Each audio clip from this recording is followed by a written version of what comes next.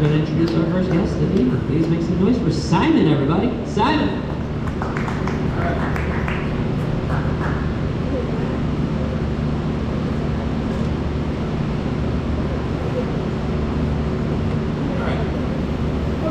Since there are a few people here now, I'm going to start with something a little experimental, a little different.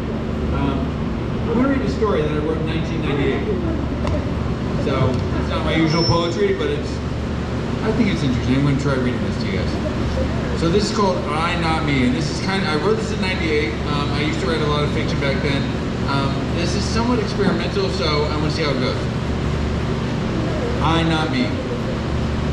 I used to come down here all the time just to watch the water, the waves, the distorted picture show of the river. Reflections on the water, the light from miles away dance on the surface, bringing them closer. I, entranced by their hypnotic sway, would become lost in timelessness. It was different then. N and S and I would come here. It turned into their playground. Skipping rocks, climbing on the gazebo, chasing shadows. This artificial point kept them young. But tonight, I came here alone. She tried to recapture the memories of years long past.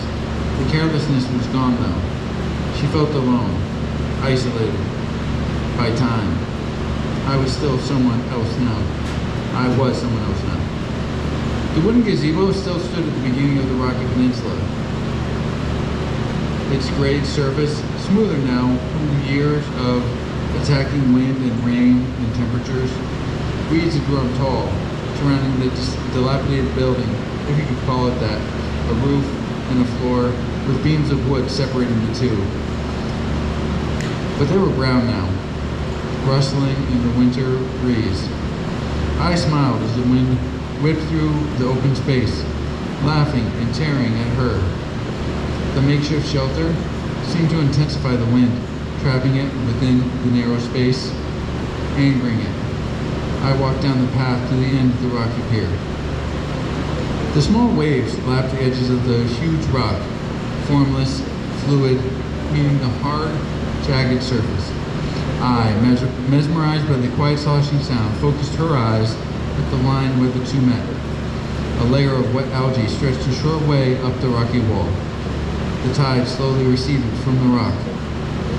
I edged her body onto the interlocking slope, closer to the water's edge. She tried to remember why she had chosen to come back to this place, but she couldn't. As if the river's echo had drawn her from miles away. I sunk her feet into the water. The icy liquid bit through her shoes into her skin. She looked further out, over the surface of the water. I turned her head away. No, I turned her head to see the distorted light playing on the surface as her abdomen dipped into the numbing cold. She could remember skipping rocks across the surface years ago, trying to reach the other side of the river. She felt closer now, at the same time distant. When the surface touched her neck, I shut her eyes.